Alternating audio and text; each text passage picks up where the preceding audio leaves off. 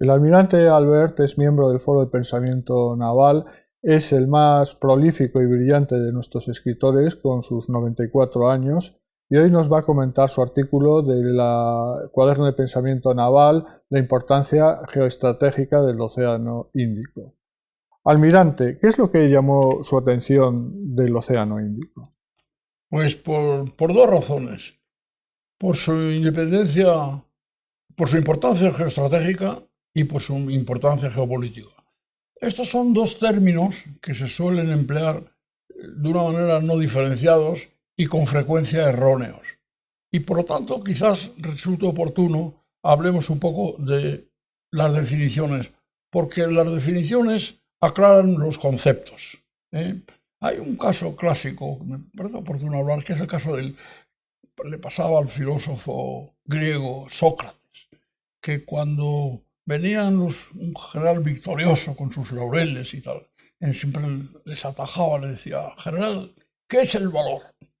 El general, todo guerrero, pero quizás poco académico, pues en muchos casos tenían dificultades, ¿no? Y o bien decir claramente que no lo sabían, o bien decirlo muy mal. Claro, la conclusión de Sócrates, que era extraordinariamente agudo, era: o sea que usted, mi general, no sabe lo que es el valor. Entonces usted lo que es un cobarde. Y naturalmente no nos extraña que muriese envenenado, porque la reacción debía ser extraordinaria. Por lo tanto, vamos a empezar un poco con definiciones de geoestrategia y geopolítica. Definiciones que son mías, que a lo mejor que serán más o menos incompletas. Repito que cuanto más completa sea la definición, más se acerca al concepto, pero aunque en todo caso es una aproximación. Pues bien, geoestrategia es la incidencia de la geografía física en la estrategia, y geopolítica es la incidencia de la geografía humana también en la política. Es decir, que la diferencia entre geoestrategia y geopolítica, en cierto modo, es la misma que existiría entre la geografía física y la geografía humana.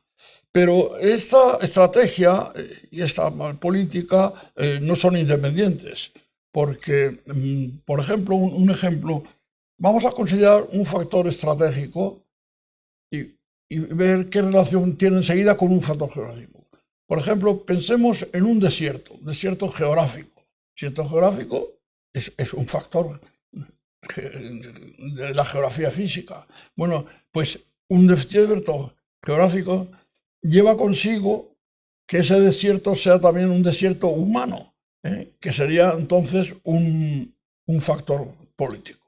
Vemos que pues hay una dependencia entre la geoestrategia y la geopolítica. La geoestrategia del Índico, vamos ya a concretar, es importante por 5 razones. La primera, por la posición geográfica central.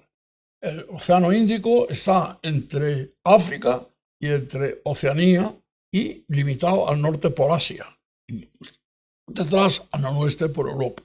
De manera que esa posición central estratégicamente es muy importante. Segundo, también quizás por su extensión, cabe duda que es el tercer océano del mundo, y realmente esto es importante porque alberga en él nada menos que al 50% de la población mundial.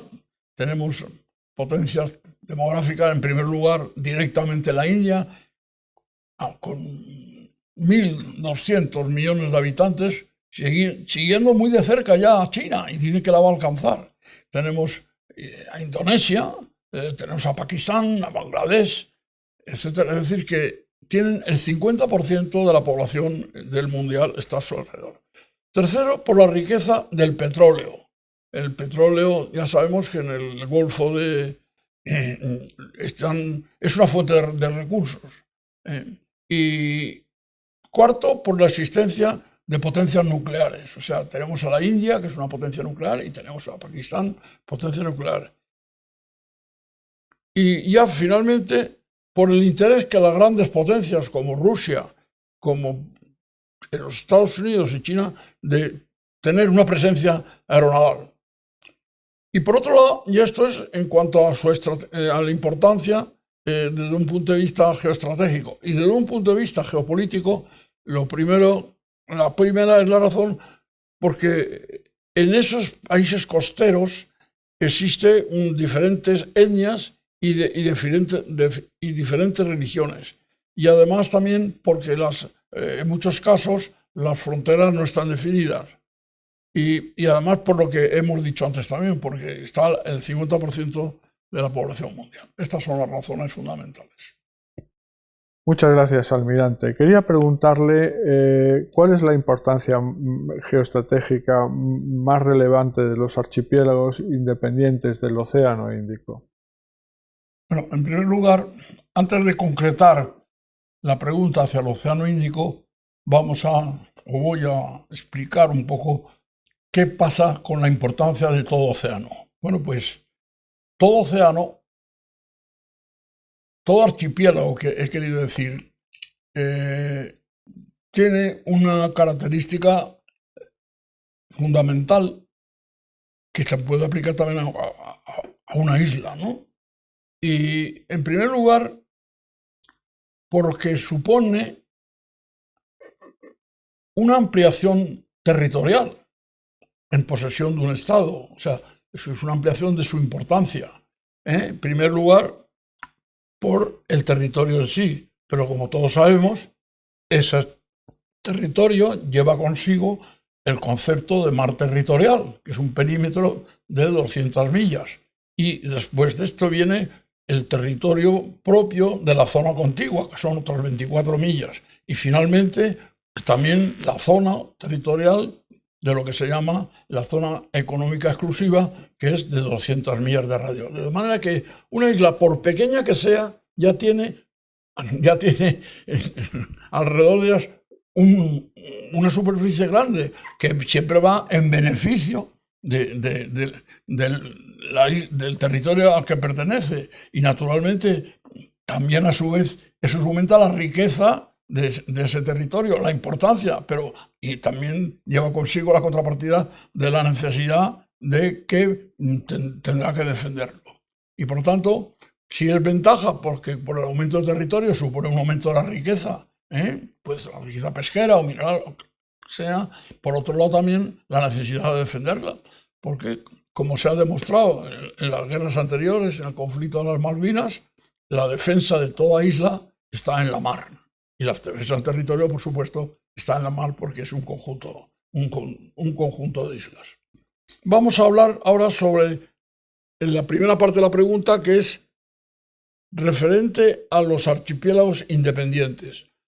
¿Qué archipiélagos o islas hay independientes a tratar? Pues Madagascar, Sri Lanka, de moda desgraciadamente por el acto de terrorismo del otro día, el archipiélago de las Seychelles, el archipiélago de las Comores y el archipiélago de las Maldivas.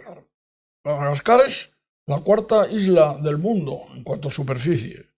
Pues un territorio que perteneció como territorio ultramar francés y tiene una industria textil, tiene productos agrícolas, es un país muy pobre, mantiene políticamente un equilibrio en sus relaciones con Rusia, con China, con Estados Unidos y con Francia.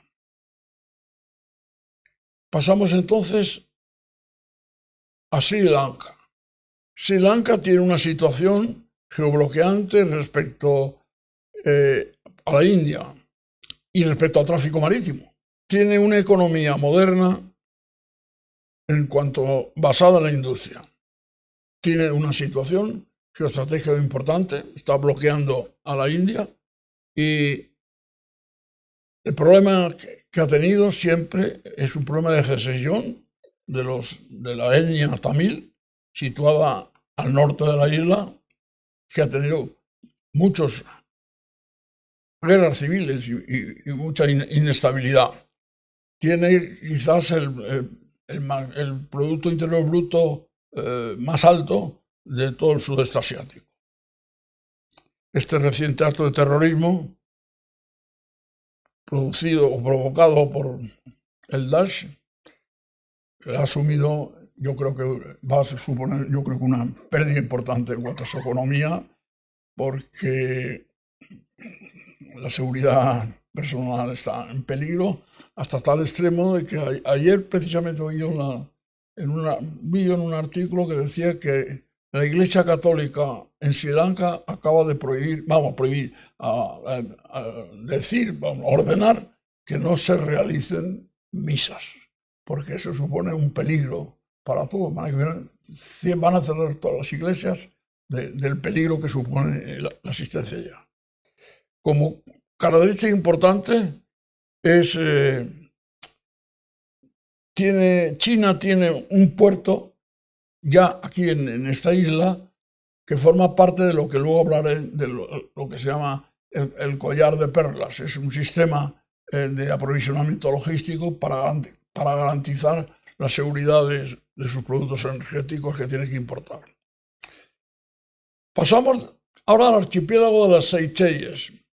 Este archipiélago, que está a unos 800 kilómetros al oeste de Madagascar, tiene una economía agrícola superada por el turismo. El turismo es la base de la economía. Tiene una gran riqueza pesquera. España tiene allí una base de buques atuneros muy importante.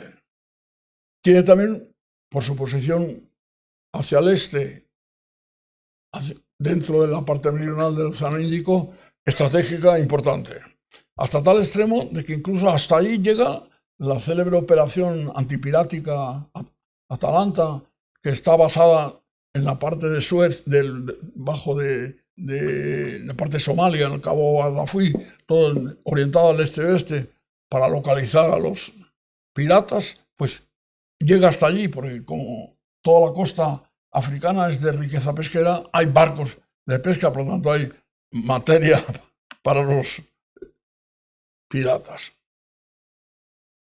También una característica importante de lo que interesa geoestratégicamente es que Rusia tiene planteada el adquirir una base en este archipiélago.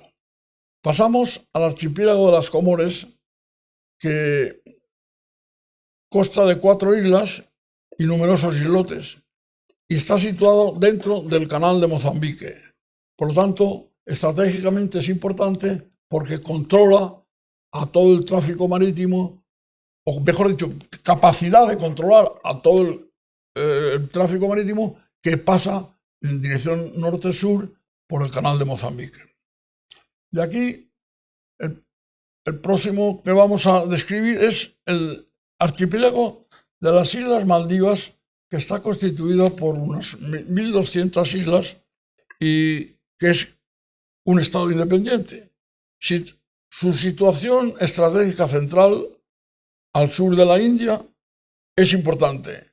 Pertenece a la Commonwealth británica. Ya veremos que los ingleses, que se retiraron del Índico, sin embargo, mantienen una cohesión, vamos a llamarle político-comercial, con una serie de islas.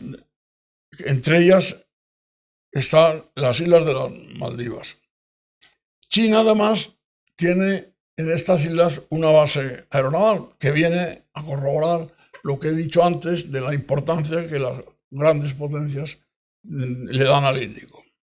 Almirante, ¿y cuál es la importancia geoestratégica de los archipiélagos dependientes de Francia y del Reino Unido? Bueno, pues en primer lugar vamos a hablar del archipiélago de las Chaos, que pertenecen a un territorio especial. Es una de las del malabarismo del Reino Unido, se llama territorio británico de las Indias Occidentales, Biot, y están situada este archipiélago a 1.200 millas al oeste de la isla de Mauricio. Entre ellas está la isla de Diego García. Esta isla que es hoy en día, ahora veremos, la base más importante que existe en todo este océano, en manos de Estados Unidos.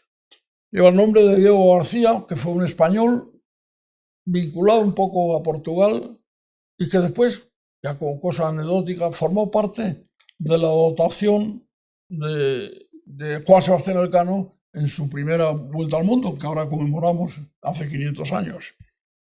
Pues bien, hay un acuerdo entre Estados Unidos con el Reino Unido alquilando por 50 años renovables esta isla de Diego García, para lo cual cogieron a sus habitantes, a los nativos, y en contra de su voluntad los trasladaron muy democráticamente a la isla de Mauricio.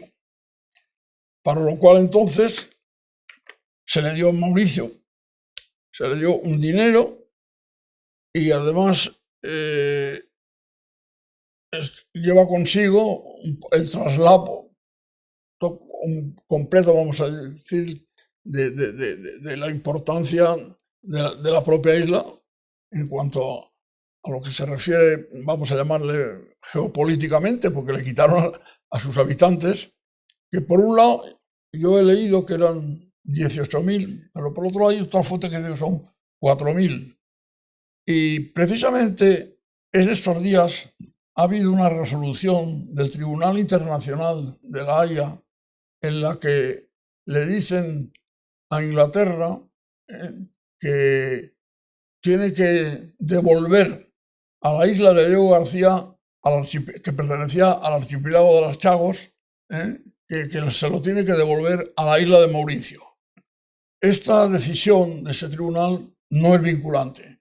Por lo tanto, yo creo que no va a quedar en nada, porque claro, quitarle ahora a Estados Unidos esa base que es, y que quede esto bien claro, la base aeronaval más importante de todo el Índico, donde tienen los Estados Unidos preposicionados, o sea, cargados, una serie de barcos, transportes, mercantes, del orden de las enormes, de las 44.000 toneladas, que mantienen a todo el material pesado de una brigada de acción rápida, me parece que es de infantería de marina, y que entonces el personal está en Estados Unidos y siempre que se declara una alerta en el Océano Índico, ese personal es trasladado por vía aérea, embarca y en 7 días esa fuerza está preparada operativamente para intervenir. Y ya lo ha demostrado. ¿Dónde? En la guerra de Kuwait. ¿Dónde? En el conflicto de Afganistán. Y con gran éxito. De manera que esta es una cosa. Pero no solamente es que es esta base para la infantería marina americana, sino que han aprovechado también la Fuerza Aérea, hay un centro de comunicaciones y es, como digo, geográficamente está en el sitio, yo diría que casi equidistante de todo eso, pero y es casi norte-sur con la India y preparado para actuar en cualquier momento. Yo creo que es, como dijéramos, el factor estratégico más importante de todo el Índico, precisamente en la existencia de esta base naval alquilada por los ingleses a los Estados Unidos, y que ahora el tribunal le dice que aquello se hizo antes de que se estaba en el periodo de colonización y por tanto considera que no es ilegal. Yo creo que Estados Unidos van a decir, Santa Rita, Rita, lo que se da no se quita, y en ningún momento yo no concibo que devuelvan esa base. Vamos a ver los dependientes de Francia. Pues Francia tiene dos posiciones dentro. Uno que veremos luego en Djibouti, que está al norte de Somalia, en el estrecho de Bab el-Mandeb, tiene su base naval, que era una antigua colonia francesa, y otra, la isla de la Reunión, que en realidad mantiene el estatus de ser el cuartel general de las Fuerzas Armadas en el Océano Índico. Está situado al oeste de Madagascar y tiene lo importante que es una buena situación estratégica. Almirante, ¿cuáles son los recursos naturales más importantes del Océano Índico? Pues principalmente el petróleo y el gas natural.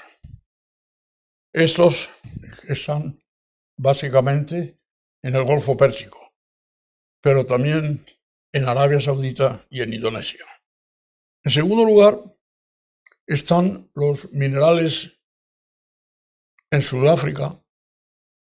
Había hace años un estudio, yo lo digo en un artículo, un estudio de la CIA sobre Sudáfrica que decía que si Sudáfrica suspendía la exportación de 5 minerales estratégicos, zinc, cromo, níquel, cobalto y manganeso, a Europa se producían, era un estudio, se producían 3 millones de parados.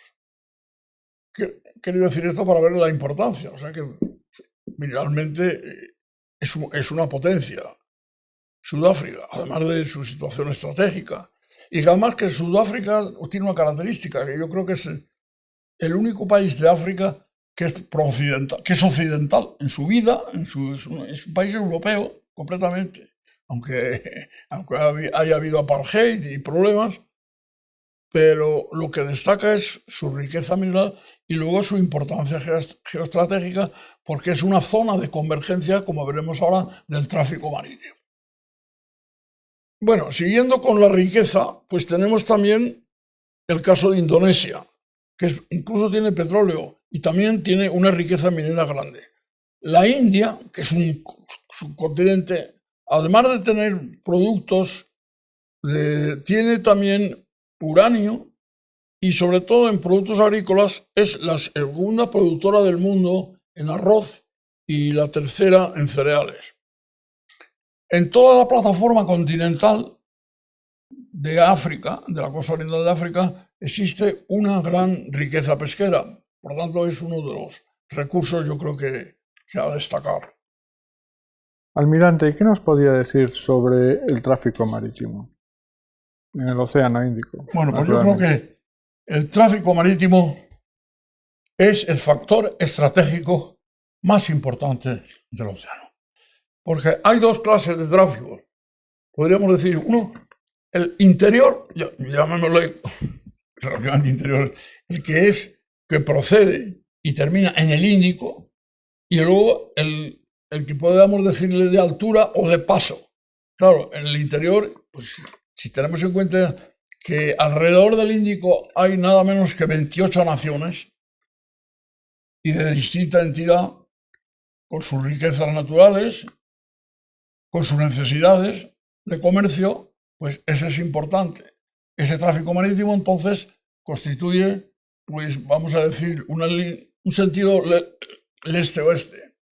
Y está el tráfico de las grandes líneas mundiales, que en el caso de este océano podemos citar, por ejemplo, la que procediendo del Mediterráneo, pasando por Suez y pasando por Bab el-Mandeb, ya se introduce en este océano y cruza, por ejemplo, dos direcciones. Una, podríamos decirles, más o menos paralela a la costa, por los países costeros, y termina entrando por el canal de Indonesia, y ya metiéndose en Asia, en la China y en el Lejano Oriente, y otra que es cruzando en diagonal, que sería desde Bab el-Mandeb hasta Australia, y viceversa, y la parte de Australia sería una diagonal. Otra diagonal sería el que pasa por Sudáfrica, que sería procedente del Atlántico hacia este océano y Oriente Medio y viceversa, y la vuelta procedente de los países como Japón, en China, India, etcétera, todo eso, y pasando otra vez por el cabo de Buena Esperanza, lo cual ya nos va a poner de manifiesto la importancia como zona de convergencia, que como en estrategia le llaman en inglés choke points, es un choke point importantísimo, África del Sur, el cabo de Buena Esperanza. Y el tráfico que hay, como he dicho antes, entre las naciones dentro del Océano Pacífico. Por eso digo, es el factor más importante. Otra característica es que los puntos de convergencia que se dan en este océano, casi ninguno es controlado por una sola nación, sino que tenemos, por ejemplo, el estrecho de Bab el-Mandeb. Bueno, pues está también, es control de Somalia y controlado por el Yemen, y en cierto modo por Etiopía. De modo que el otro checkpoint puede ser, por ejemplo, el canal del Crack, ese que está controlado fundamentalmente por Tailandia y también por Indonesia. El estrecho de Lombok, pues lo mismo, está siempre por Indonesia. El estrecho de Hormuz, que está en el Golfo Pérsico, y por él pasa las 2/3 partes del tráfico petrolero mundial. También ahí está controlado por el Golfo de Omán, por Irak y por la Organización de los Emiratos Árabes. Saca aquí una característica que es en todo esto del tráfico marítimo y es importante, que es la debilidad logística de China. China no es autosuficiente en productos energéticos y necesita para su vida normal, ya no en conflicto, una importación completa, yo diría que masiva, por los que son de petróleo, y fundamentalmente lo recibe petróleo del Golfo Pérsico, aunque también tiene líneas de suministro desde América y desde otros lugares como puede ser la propia Indonesia. Almirante, ¿y qué valoración estratégica le merece el Océano Índico? Bueno, en realidad, esto ya se puede decir que se ha contestado con la primera pregunta, que como recordarán, decíamos que habían cinco razones sobre la importancia del Índico. La primera era su situación central, la segunda es el tráfico marítimo, la tercera las riquezas naturales y la cuarta, en esto de las riquezas naturales quiero hacer un inciso, porque claro, cuando hablamos de las riquezas del Índico, hablamos de la suma de las riquezas de los países que limitan, pero no apenas hablado del océano en sí, y solamente hemos dicho la riqueza de pesquera. Claro, con la tecnología actual, la investigación de los recursos en lo que a un océano se refiere está muy limitada en profundidad, pero es de pensar que en años cercanos, conforme avancemos en la progresión científica del mundo, se alcanzarán cotas muy profundas de investigación de recursos. Y quiere decir que prácticamente después de las zonas marítimas exclusivas de las 200 millas de las costas, pues ese otro espacio está, yo diría que en el mundo, entre los 3 océanos, el Ártico y el Antártico, pues que está todavía virgen, está sin investigar. Por lo tanto, potencialmente hay que contar con que el mundo todavía está aprovechando una mínima parte de las riquezas que existen, porque como he dicho, están los fondos oceánicos por imposibilidad tecnológica de llegar hasta ellos, y entonces habrá que pensar que podrá haber petróleo, que podrá haber gas, que podrá haber minerales. Quiere decir que es una riqueza para ser un poco optimistas en el mundo. Pero en fin, esto es una pequeña elucubración, no me apoyo en nada así concreto de que esto se vaya a conseguir. Yo creo que por sentido común cada vez se estará en disposición de llegar hasta los 7.000 y 8.000 metros de las fosas del Pacífico. Y a lo mejor ahí resulta que hay muchos minerales, pero hasta ahora no sabemos cómo es eso. Es decir, podemos decir que desde ese punto de vista científico está todavía, la Tierra está llena, no hemos llegado a un punto de saturación en cuanto a su investigación.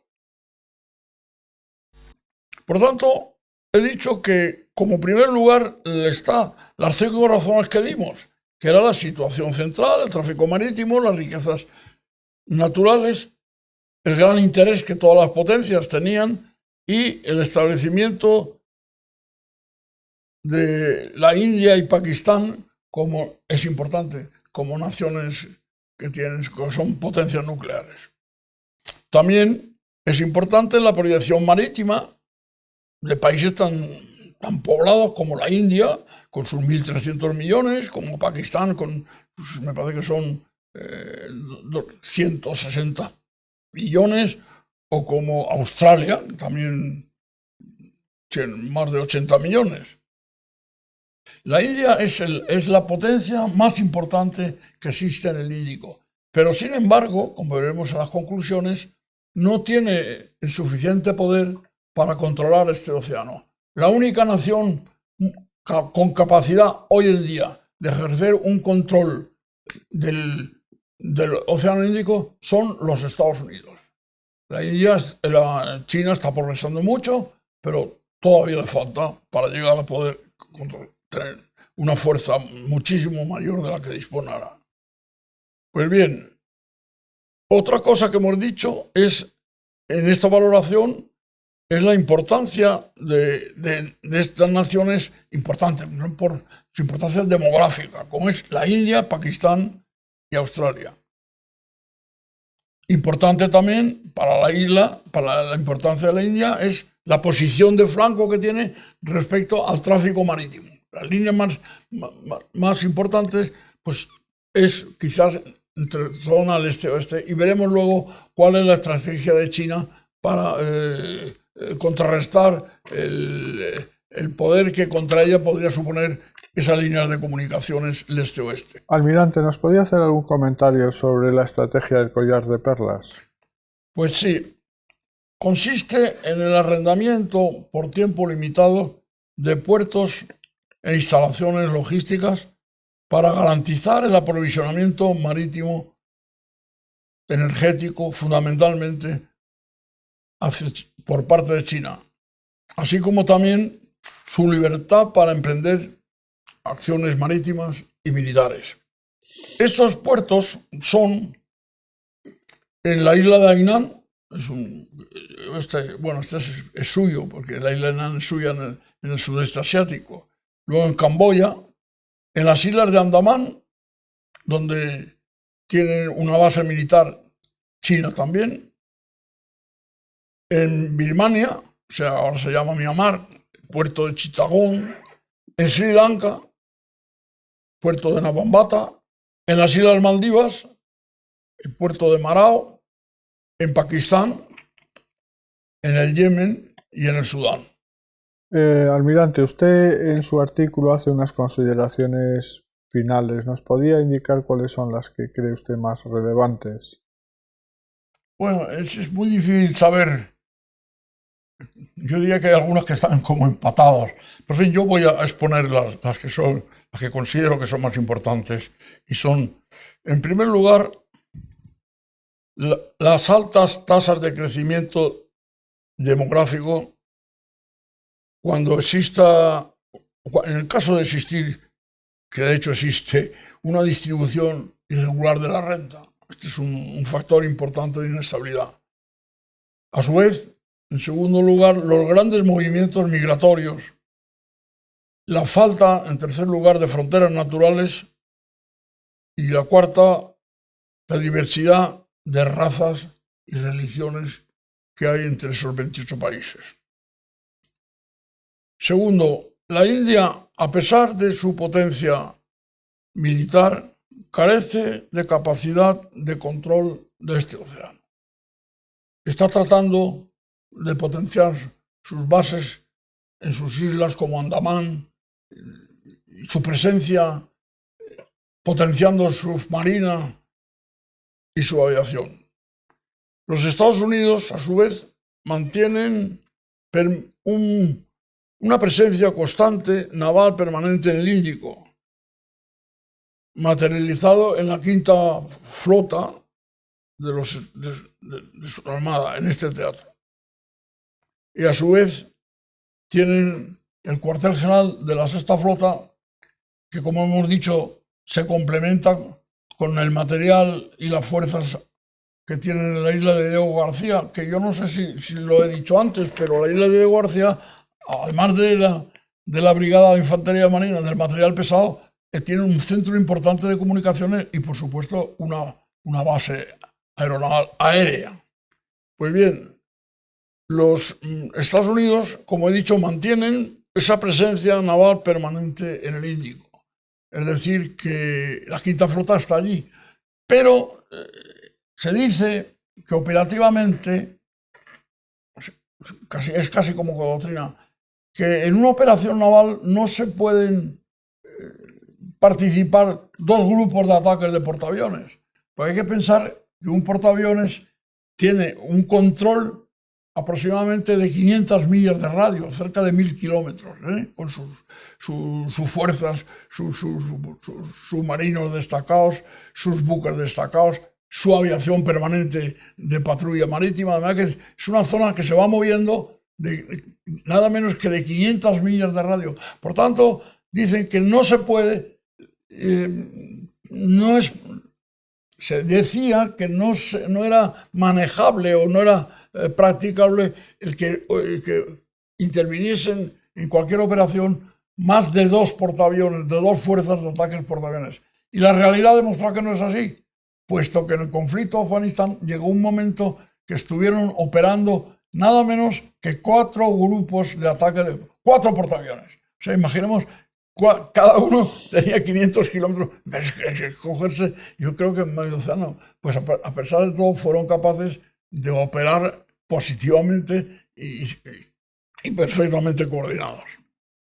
El cuarto es la falta de fronteras naturales. Como estamos hablando de factores de inestabilidad y la diversidad de razas y de religiones. También, ya lo he dicho antes, es un factor a tener en cuenta que, a pesar de ser la primera potencia militar del Índico, la India no es capaz todavía de controlar, aunque ella pretende serlo. Almirante, usted concluye su artículo con unas conclusiones. ¿Podría destacar lo que usted crea más relevante de esas conclusiones? Pues hay una unanimidad entre los analistas que el futuro conflicto, si estalla, mundial, tendrá como, vamos a llamarle, como océano principal, o sea, como campo principal de actuación, como zona, el Océano Índico. O sea, que va a desbancar al Pacífico y va a desbancar al Atlántico, porque estas potencias emergentes, como el caso de la India, y al hablar del Índico, aunque no está ahí, hay que hablar de China. China también es el Índico, porque está al lado y porque tiene ya bases en el Índico. Tiene la base una de ellas es en las Islas Maldivas, pero la otra importante, la muy importante, es en el checkpoint de Djibouti, a lo mejor. De Djibouti, que también es base francesa. De manera que es como si dijéramos, yo diría que es casi doctrina. La próxima guerra, tal punto central operativo normal será el Índico, tal y como se están desarrollando las naciones que están alrededor. Porque como vimos, he dicho antes, hay dos cosas. Una, lo que el Índico es en sí, y lo otro, por ser como ave de paso entre el resto del mundo. Y por lo tanto, zona, y ha dicho que lo más importante es el tráfico marítimo, será la defensa de ese tráfico marítimo y a su vez el ataque de ese tráfico marítimo. Y la segunda conclusión es que China necesita la seguridad. El problema más importante que tiene China es que China no es autosuficiente en líneas energéticas, en suministros de petróleo y de gas. Por tanto, está tratando siempre de pues son las buenas relaciones que tiene con Rusia. Rusia le va a facilitar, aprovechando el calentamiento mundial y por lo tanto el deshielo del Ártico. El Ártico tiene una línea de comunicación grande y China está ya, Rusia está haciendo en Petropavlovsk y eso, factorías para licuar el gas y exportárselo a través de Vladivostok ya a China. O sea que una de las grandes esperanzas de China de paliar su falta de abastecimiento energético se lo va a hacer Rusia.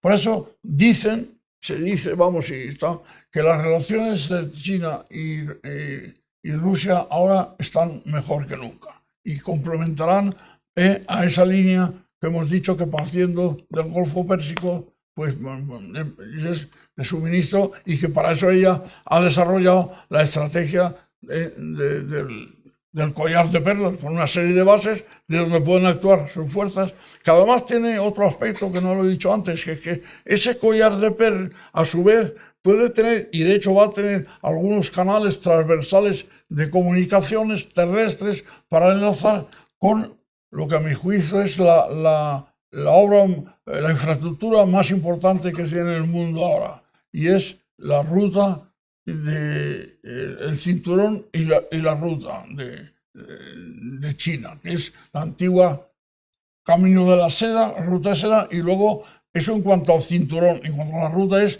la ruta marítima, de manera que esos puertos de la corona iba a decir de la corona de espinas, estamos en Semana Santa, digo, de la corona de perlas, se complementa con esa interconexión con la ruta y sobre todo forma parte de la ruta, sobre todo con el cinturón.